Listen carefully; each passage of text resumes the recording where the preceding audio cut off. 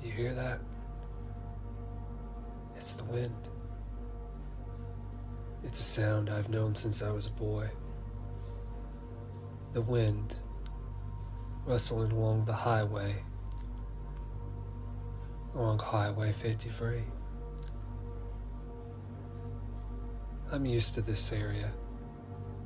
I live in the Four Corners region, just tucked inside New Mexico, near the Navajo reservation. But what I saw was a legend. And that legend haunts me. My name is Jose Martinez. This is the story of the night I stopped believing that monsters are just stories. I grew up in New Mexico, out where the red mesas cast long shadows long enough to swallow the horizon. Out there, you just don't inherit land, you inherit the stories. And none are darker than the ones they say to never speak of. My grandmother used to tell me about them when I was a child. How they used to be medicine men, healers, but some grew hungry for power. They broke the sacred laws of the Dine. In exchange for the dark strength, they gave up their humanity. They learned to walk on all fours. They wear skins of people as if they're animals.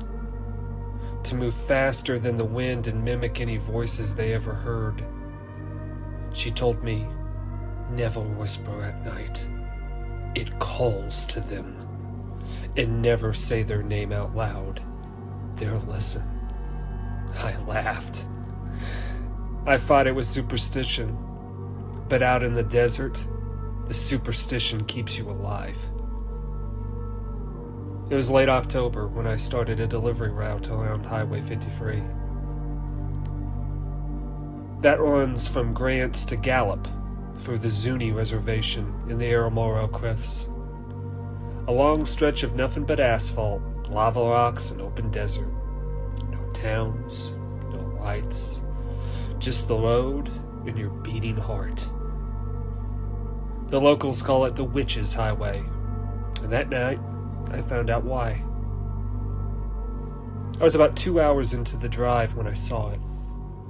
At first, I thought it was a coyote, but coyotes don't move like that. It crossed the road on all fours, but the body was wrong. Too long. The joints went backwards, like its bones didn't know where to go. I slammed the brakes, the truck skidded, dust came flying everywhere. When it cleared, nothing. There was nothing there. Just the empty desert and the faint hiss of the cooling metal. Then came the sound.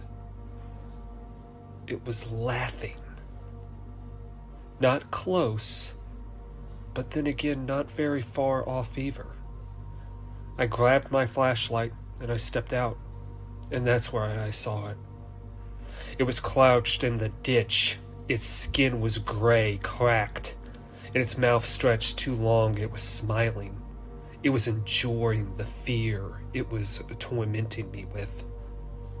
Then it slowly stood, bone on bone cracking, as it erected itself to 7 feet tall, bare, naked, eyes glowing like burning copper. I stumbled back into the cab.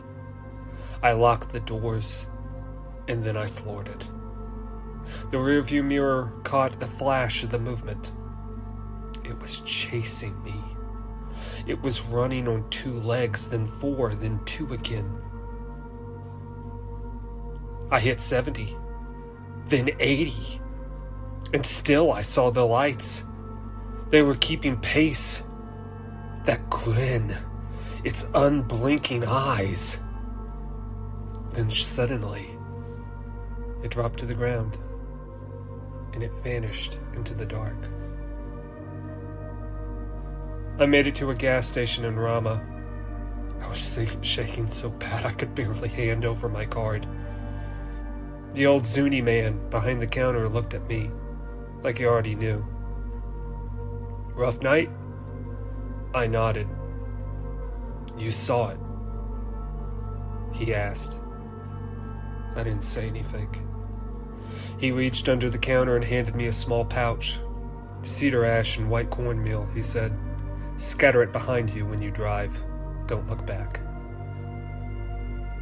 I didn't ask questions. I did exactly what he said. And for a while, it worked. About a week later, things went quiet. I convinced myself I had imagined it. Maybe sleep deprivation. Too much dessert. Too many tales from my grandmother that I listened to when I was a child. Then came the scratching. It started one night around 2 a.m. Something brushing against the siding of my trailer. Then tapping. Then clawing. The claws were grouped together, as if two of an animal were scratching down my siding. I turned off the lights. I grabbed my gun, and I stepped out into the desert night. The desert was still. Even the wind had stopped. And then I heard it. "My boy, come here." It was my grandfather's voice, but it was wrong. It was familiar, but it was off. Like a see-and-say talking box that was mimicking my grandfather. But my grandfather had been dead for 3 years.